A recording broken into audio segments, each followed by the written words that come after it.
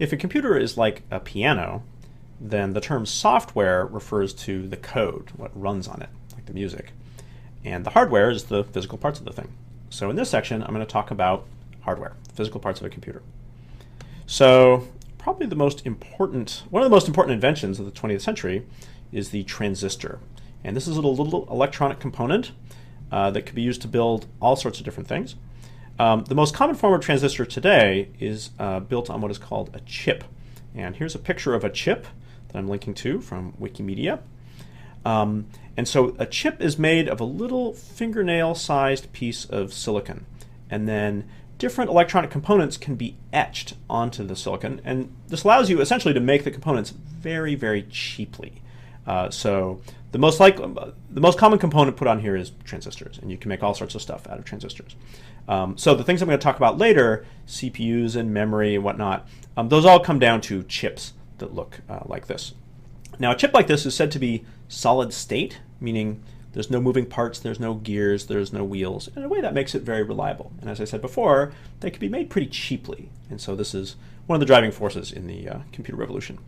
I should point out, this is the element silicon, which is like glass, not to be confused with silicone, which is like that kind of soft rubbery stuff.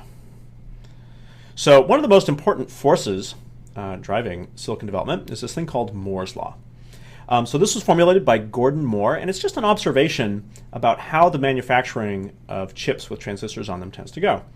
And what the law says is that every 18 to 24 months, approximately, the number of transistors which can be fit onto one of those chips doubles. So you can sort of take that two ways. It might mean that for each year when I make a chip, after it doubles, well, now I can make that same chip, but I get twice as many transistors, so in some sense it's more powerful. Or you can think of it as just that the transistors are just getting cheaper and cheaper. Now, Moore's Law is not some law of nature like the law of gravity. It's just an observation about how transistor manufacturing tends to go, but it's been true for over 20 years, and it seems to be continuing to be true. So Moore's Law is why you can have computers now that are getting cheaper, and they're showing up in thermostat and microwaves. Essentially, it's the doubling quality of Moore's Law, making what used to be a computer that would fill a room and cost millions of dollars now is like the size of a sugar cube and costs under $1. That is the effect of Moore's Law, where you think of doubling, well, just one doubling, it's not that big. If you have 10 doublings, that's a factor of 1,000. So that's how you get from the room down to the sugar cube. The other way you can think about this just in your own life is imagine buying, maybe 6 years ago, buying a $50 MP3 player, and it had some amount of capacity. Maybe it had 1 gigabyte of capacity. And then a few years later, with the same $50, if you bought an MP3 player, it might have 2 or maybe 4 gigabytes of capacity. And then a few years later, for the same $50, oh, now they all have 8 gigabytes. And what's going on is, well, basically there's a chip in the MP3 player that does the storage, and by Moore's Law, the manufacturing of that chip, because there's more transistors that fit in there, they can just offer, for pretty much the same price, they can offer more and more capacity. So that is the exponential quality of Moore's Law. So to talk about computers, I'm going to talk about the major parts that go into one. Largely, here's a little picture of a computer. I'm going to say that there's the CPU, which is sort of the brains of the thing. And then there's RAM, which is sort of the temporary scratchpad memory. And finally, a disk or flash for persistent storage. So we'll talk about each one of those parts. So probably the most important part of the computer is the CPU. It stands for Central Processing Unit. And it's inevitably described as kind of the brains of the computer. It actually does the computing. So the CPU has certain fairly simple operations that it can perform. And so when you say that a computer runs at 2 billion operations per second, really that's talking about the CPU. That means the CPU can do 2 billion things per second, and that's a very typical number for 2012. To say that it's the brains, we have to think about, well, the run button in the earlier coding exercises where you had the code and then something was executing the code. Really, that was the CPU that was taking in that code and doing it. Before I talk about RAM and disk and those things, I need to brief word about bytes. So a byte is the sort of most common measure of information storage. So 1 byte refers to approximately one letter that you might type, like a T or an X or something, that fits in 1 byte. And later on, I'm going to talk about RAM and disk and things like that. And those are all the sizes, how much information can they hold, those are all measured in bytes. And later on, I'll go into more detail about the different sizes that you might have. For now, I'll just say that 1 megabyte is a common size. That's about 1 million bytes. And 1 gigabyte is about 1 billion bytes. So with that in mind, let's go to our second bit of technology here. So RAM, stands for Random Access Memory, or we might just say memory. And RAM is the temporary storage used by the CPU to hold data and code that it's using right then, just in the course of doing computation. So in the code, when we said something like new simple image flowers.jpg, and I would say, well, this kind of loads the data into the computer, really what was happening is the bytes of that data were being loaded into RAM.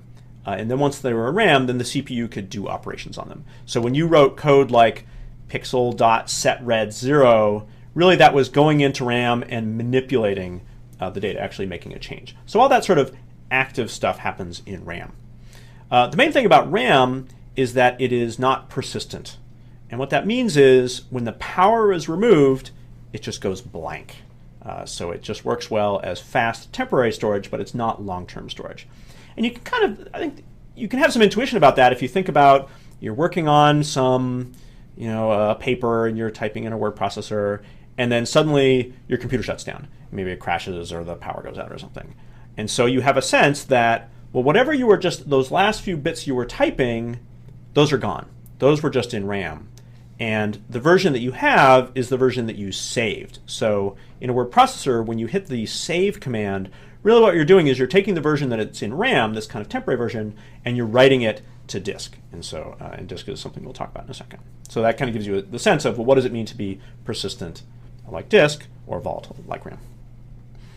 All right, so that leads us to our third hardware component, persistent storage.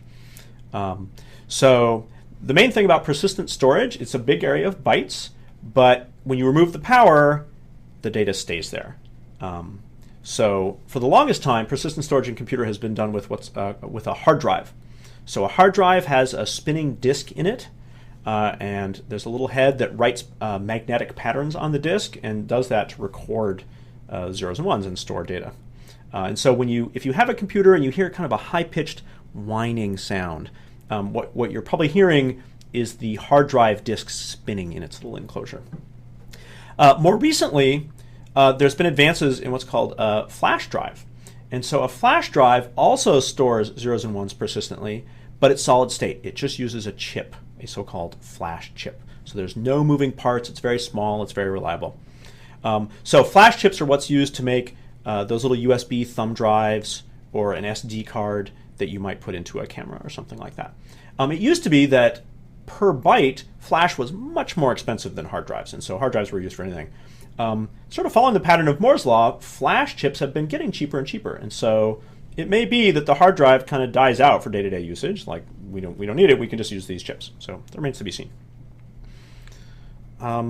So when you've got a hard drive or a flash chip that just has this big area of bytes to do persistent storage, just on its own, it's not really ready for the user to use.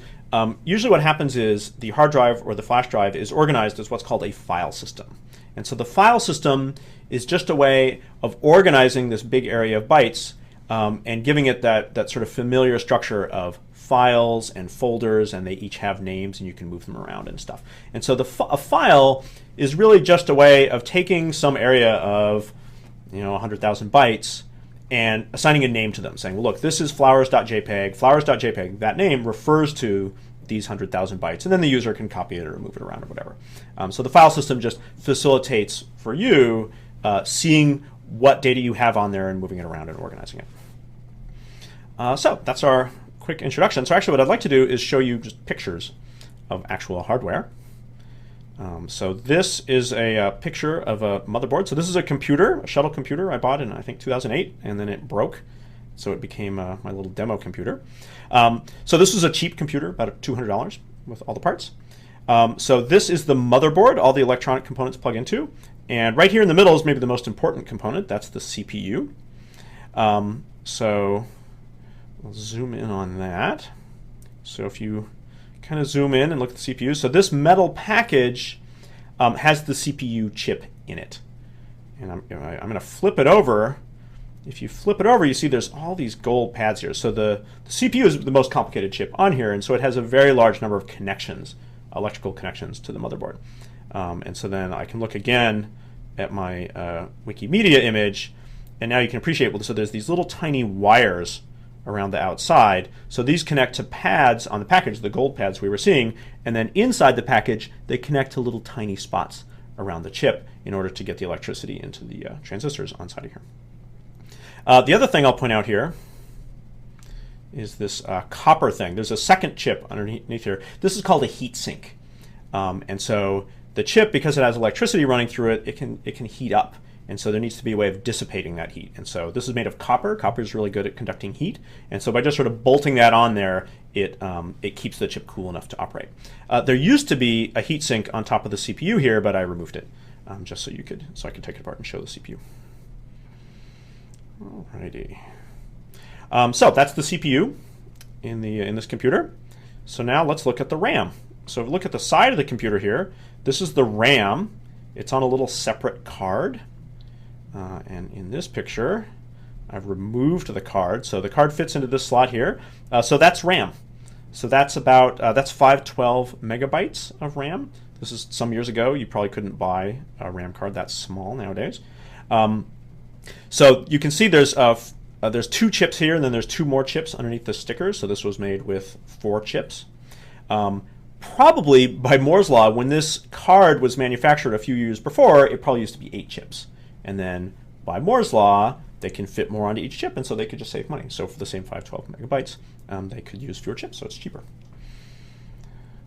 So that's what we have, CPU and RAM. So the last thing we need is persistent storage. So for this computer, persistent storage was provided by this. This is a hard drive. So this is a 3.5-inch hard drive, very typical size for a desktop computer. So this is where there's the spinning magnetic disk in here. And this connects to the motherboard by this little SATA cable, which is a standard thing. So those are the 3 parts of a computer. That was a $200 computer, and it sort of did everything you'd want a computer to do. More recently, now we've got this alternative to the hard drive. So this is a USB flash drive, or sometimes called a thumb drive. So it's tiny, and I took this one apart. And so if you look inside of it, this is a flash chip. So this is the chip that just stores persistent data, little zeros and ones, as little groups of electrons. So this is the thing that's competing with the hard drive. So this is a 1 gigabit chip, so it stores 1 billion bits. And later on we'll look at how many bytes that might be. So that's a thumb drive. This is an SD card, which is just a similar, just an alternative to the thumb drive. It's really it's the same technology, it's just a different shape, basically. So this is the sort of thing you would use inside of a camera. So as a last example, looking at that big computer, so one of the effects of Moore's law is that you get these cheap little computers that can sort of fit into different places. So a little computer on a chip is known as a microcontroller. And the idea is that instead of having all these separate chips, you can fit the CPU, the RAM, and the persistent storage all onto one chip.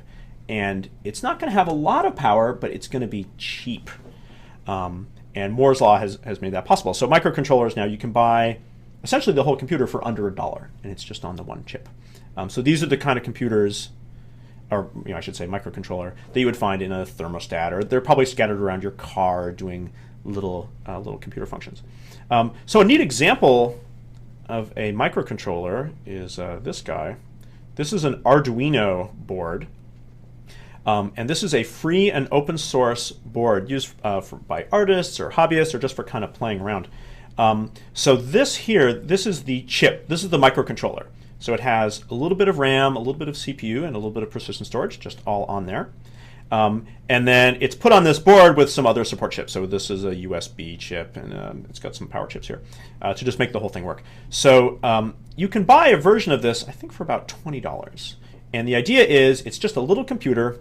So it can read sensors or switches or control little lights or whatever. So it's just kind of a fun way to play around and make like an art project or something like that.